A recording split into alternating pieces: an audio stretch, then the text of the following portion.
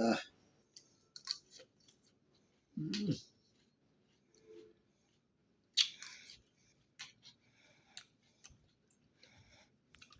রমজান মাস তারাবির পর বাসায় এসে কাঁচামরিচ, খাঁটি সরষের তেল আর এই টমেটো সালাদ, পেঁয়াজ দিয়ে হিসাব এই সালাদ খাওয়ার পরে আমরা ভাত খাবো ইনশাল্লাহ।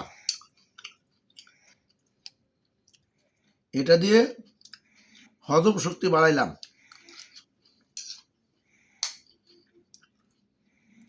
রমজান মাস নিয়ামতের মাস, বরকতের মাস, রহমতের মাস।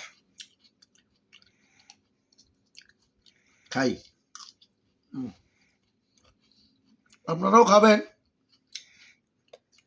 খায় একটু দেখবেন, খুব ভালো লাগবো। এটা আমার প্রতিদিনের রেসিপি।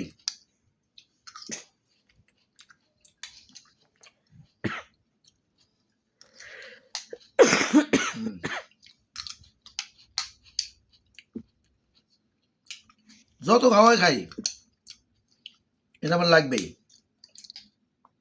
খাওয়ার আগে অথবা খাওয়ার পরে।